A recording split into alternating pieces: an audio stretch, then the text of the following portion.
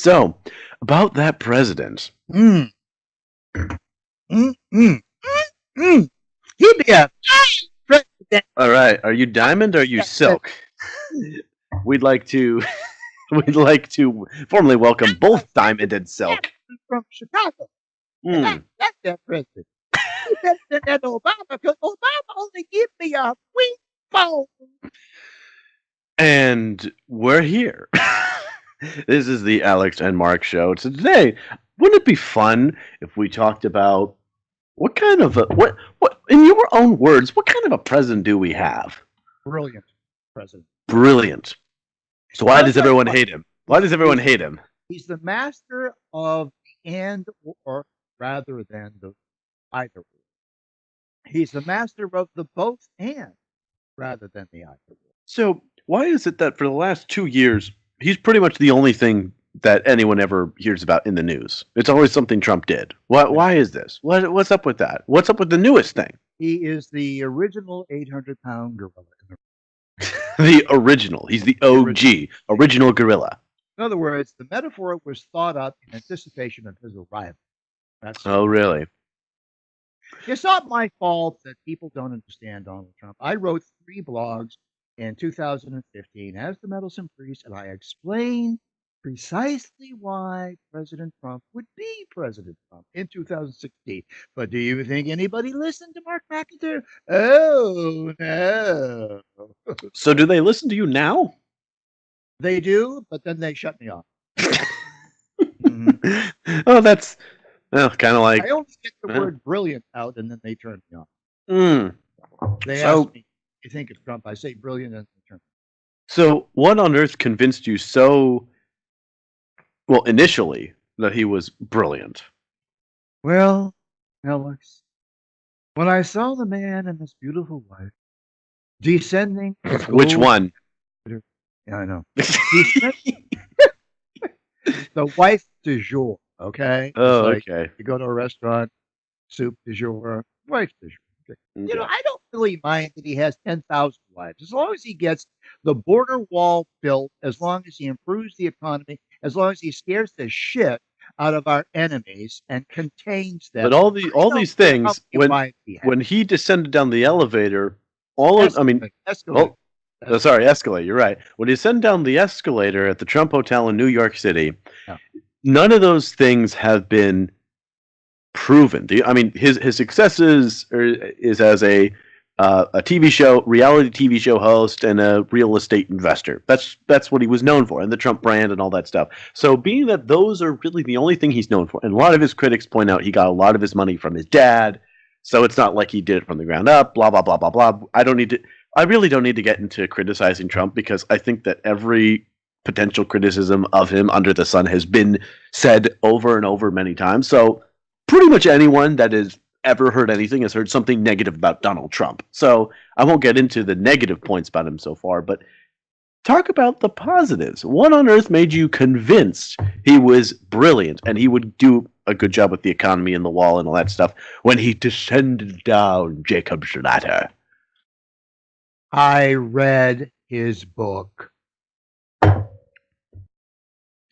And then I researched his life of success as a entrepreneur, a businessman, a billionaire, and a world leader. People don't realize he's been auditioning for this job for years. He knows every single world leader by their first name, and they're all on speed dial before he ever even descended on that golden escalator.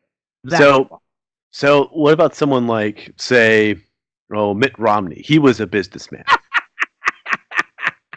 Tell me, in your own words, tell me the difference between him and Mitt Romney. Mitt Romney is a limp dick, and Donald Trump is a full erection. He's probably in the process of... he has a perpetual erection. Yeah, exactly. Romney has to, he has to practice to get it up. So. Right, okay. Well, that was a very...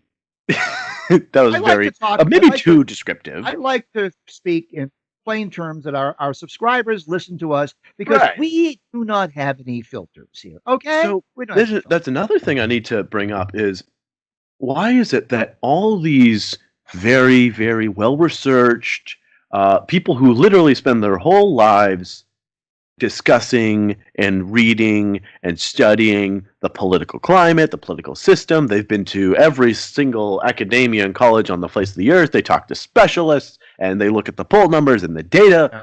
Yeah. Why were they all so wrong? I mean, it was practically unanimously wrong.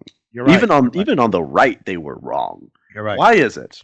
Because political science is an oxymoron. It is not a science. And the more they try to make it a science, the less scientific it becomes. They believe that if they accumulate data, ding, ding, ding, oh, data. All right, ding, ding. back to Earth, you little fairy. Yeah, yes. HOL. All right. For those of you new to the podcast here, you'll get that sooner or later. You'll understand what's going on. Anyway, back to to answer your question. Yeah, come back to me. They got it wrong because they trusted the data. They forgot that the data is interpreted by morons, idiots, academics, people filled with their own self-importance, puffed up egos. So is it possible for these academics to ever be right or wrong? By accident, sure. I mean, a broken clock is right twice a day, Sure. So why is it that these people, if they're wrong so frequently, have a job? Well, what keeps them in business? Who's pouring money into them? And, why are they not at the grocery store, throwing turkeys on the shelf? Two things. Because the people who are at the grocery store throwing turkeys on the shelf and sometimes damaging their knee, by the way, name far too prominent to even mention there. Don't worry, he'll tell you the story, folks. Don't worry about it. Anyway, the people who are putting turkeys on shelves do not have time to drill down into the nuances of the headlines. They do not have time to read all the 1.2 books you read every week. They do not have time. You just want to insert me in everything, don't you? They don't have time, Al.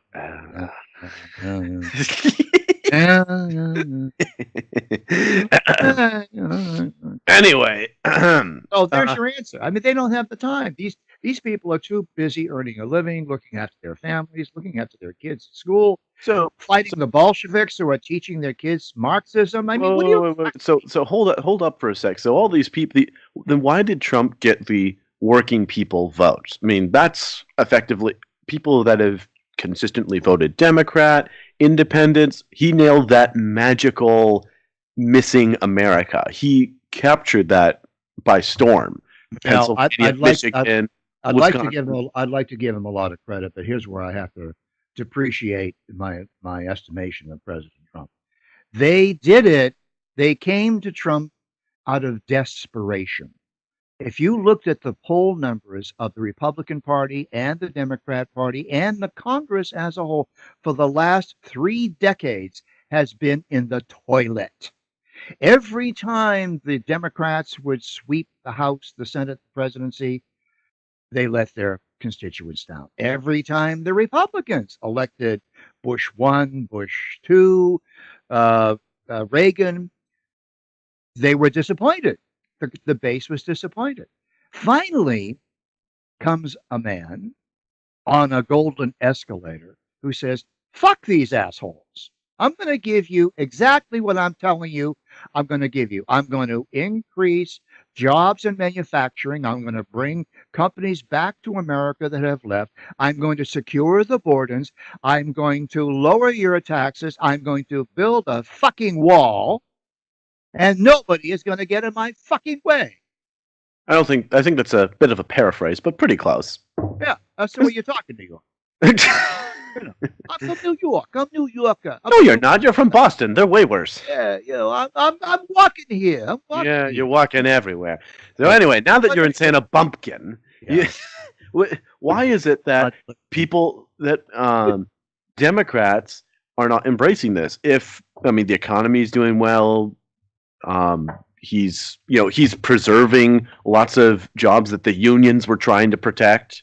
For many, many years, it was mostly the unions protecting these jobs. Now Donald Trump, who is the arch nemesis of all unions and Democrats, is doing a better job of preserving these jobs. Why is that?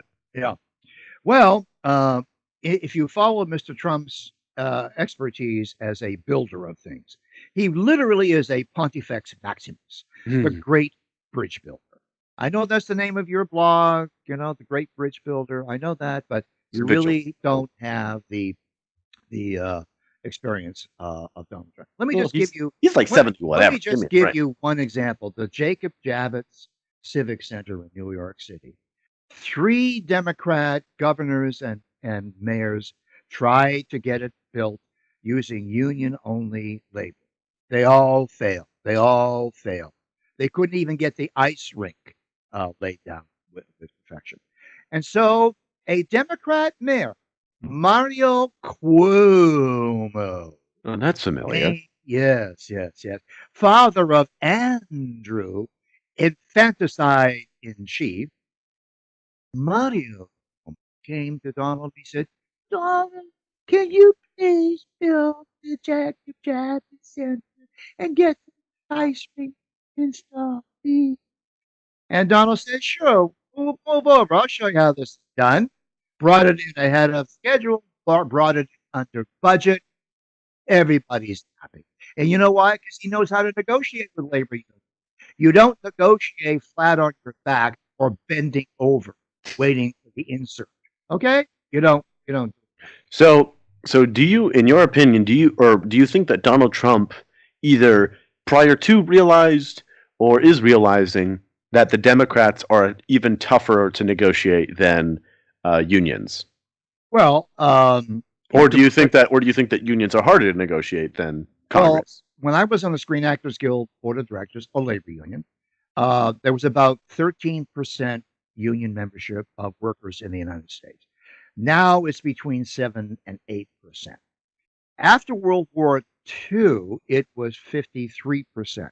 So over the decades, during my lifetime, 74 years, we have seen what? Labor unions are losing ground historically. Mm-hmm. That data is irrefutable. That's a trend. Okay. Donald Trump knows that. So what Donald Trump is doing very, very smart is he's offering an increase in income to everybody. And as John Kennedy observed, a rising tide lifts all boats. And that's another brilliance that's a similarity between Kennedy and Donald Trump. They realize that general prosperity will improve labor unions, will improve ordinary income workers, union and non-working, union and non-union people. So there's one more big, fat, juicy fruit that I want you to consume. Very juicy. All right. Okay. Yeah, you can suck on it too. It's so juicy. It just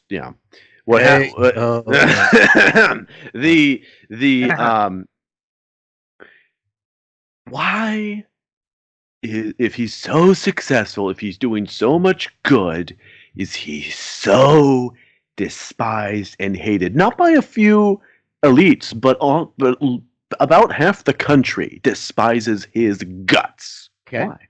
Because he is not a liberal, he's not a progressive, he's not a Republican, he's not a Democrat, he's not a conservative, he's not a progressive, he's none of those things. He is an entrepreneur who is conducting the presidency as though it's a business. Period. He's not a general, he's not an ambassador. He thinks nothing of speaking his mind. He understands the dynamics of power. I love pronouncing the word power. Reminds me of Queen Victoria, my favorite queen. My favorite queen, next to you. She's British, okay? I mean, come on. Well, okay. But you get my point. He's none of those things. And that's why he's hated so universally. It's because everybody who's in the box. Yeah, everybody who's in the establishment. Academics, politicians, staff people, swamp people. I mean, you're living in the middle of the swamp. Well, I mean, people like Alexandra Ocasio-Cortez, who by no means is she establishment. Same thing with Bernie Sanders. She is now. She's moving into a luxury apartment complex. Sure. But at least people who reflect her ideology, they're by their very nature are not, and they're against the establishment. They hate Pelosi and all the other establishment Democrats. So, and also people who are not elected officials, the people that actually voted for these people. They also hate Donald Trump. They're anti-establishment. Mm-hmm. Everybody hates Donald Trump except the people who vote for him. Well, yeah, and some of the people who vote for him also hate him. I wouldn't walk across the street to have a beer with the guy. I don't really like him. Okay, I don't like him. But I tell you what, he's the best president, most successful president in my lifetime, and I've lived through 9 presidents already? 7, 9? I forget. I counted. Well. But I still want to keep sucking on this fruit because it's so juicy. It's almost like it's 2 plums. It's just so juicy. We're about 2 plums and 2 nut cracks. Yeah. Yeah. Let's crack this nut wide open. Okay. All right. I mean, the anti-establishment folks on the left. Why do they hate him so much? They hate the establishment, and he's clearly anti-establishment.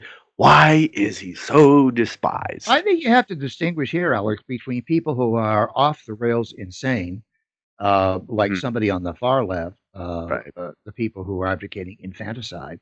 I mean, they are now the Democrat Party is now the party of infanticide, killing. In addition to slavery and Jim Crow and anti-women's rights, blah blah blah blah blah. Open borders.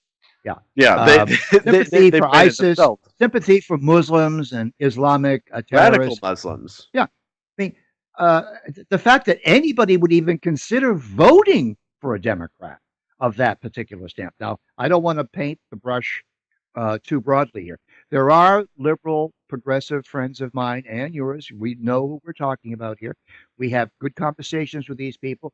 They're not happy with the Democrat radical swing to infanticide. Right. I mean, I think there's one guy in the House that is not 100% pro-abortion. Yeah. He's been branded as pro-life. He's really close to a moderate, I think, or something like that. His name is Connor Lamb from Pennsylvania, and he's branded as this crazy pro-life Democrat. He's just not crazy in that one issue. I don't know about all the other issues, but. Do you realize how embarrassing it is to Trump's opponents that he keeps winning? He keeps pulling a brilliant strategy. Look what he did on the wall. He got, $1 billion? Finally, he squeezed $1 billion. 1.4, something like that. Something like that. He finally squeezes that out of Pelosi and Schumer. He finally squeezes $1.5 billion. Fine. That's all he knew. He figured that's all I'm going to get.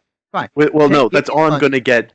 Now. He specifically said that he didn't want to wait too long. I know. Give me the money now.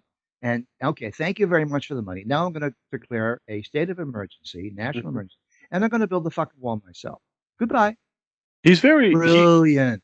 He is. I mean, that is the thing, is that if you read The Art of the Deal, it's not like it says anything revolutionary new. He compiles pretty obvious business practices into one book, which as someone who reads lots of books, it's nice to have it all in one place.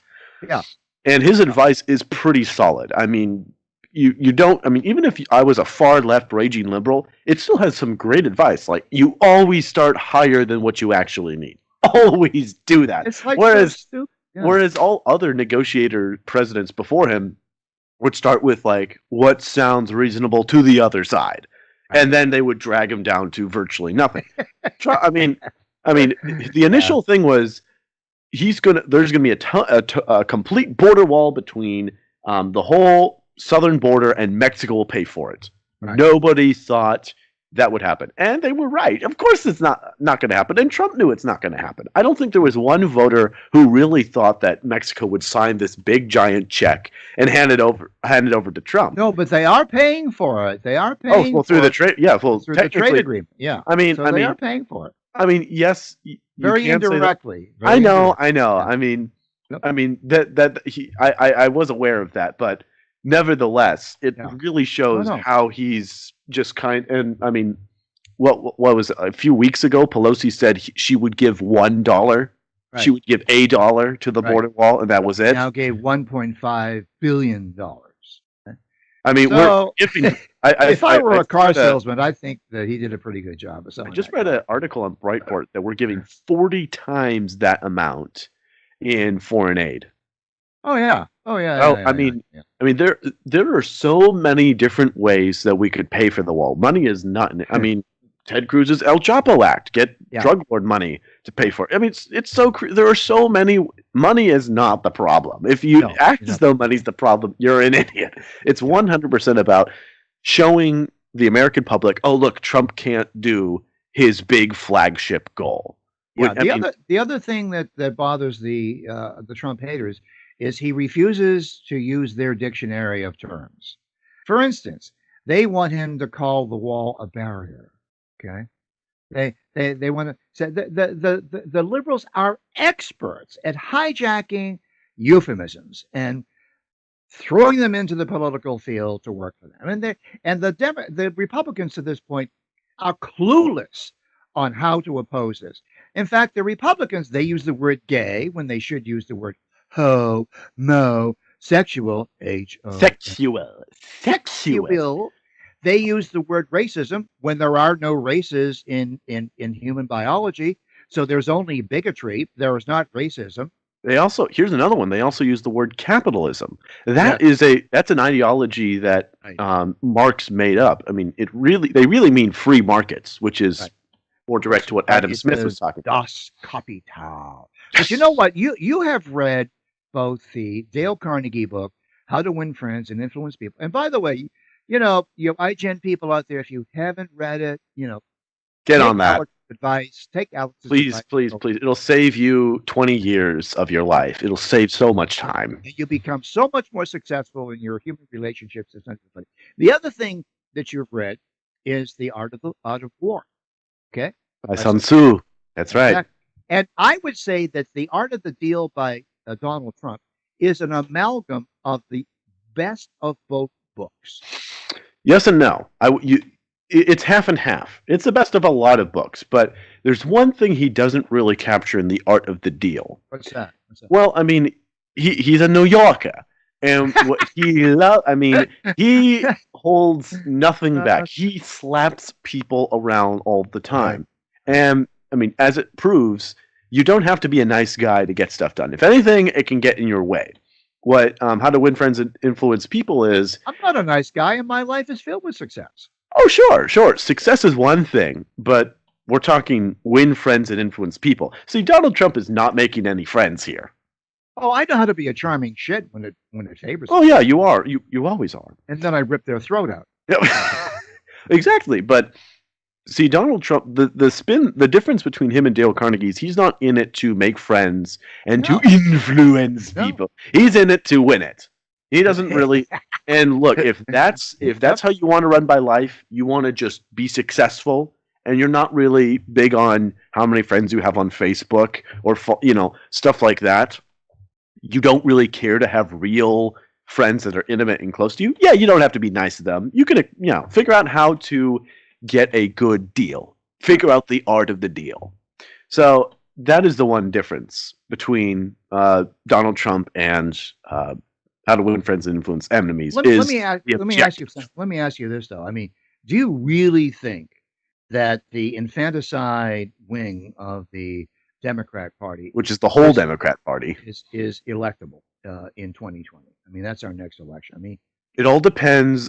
Well, I mean, this is a concept that needs to be drilled into Republicans if they want to ever have any success. Right. And that is, it does not matter how good your message is or how good your ideas are if no one's heard of them. Nobody knows of them.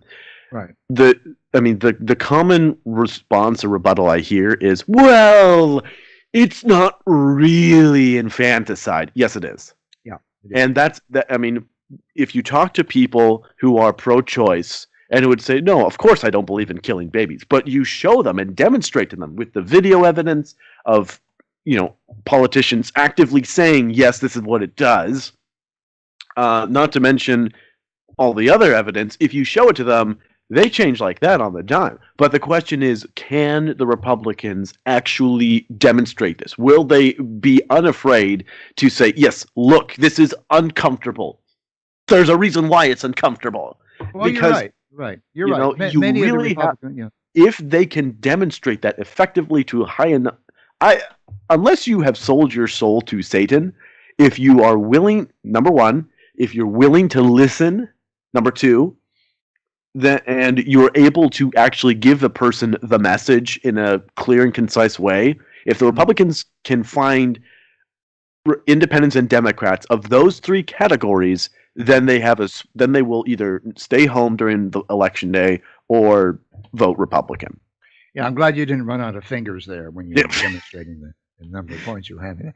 Well, that's all the time we've got for today. For now, Oh guys. no! Come on! Well, No, don't this is such a great topic. let's record. Let's record another one. No, all right. Well, okay. We're reaching our limit.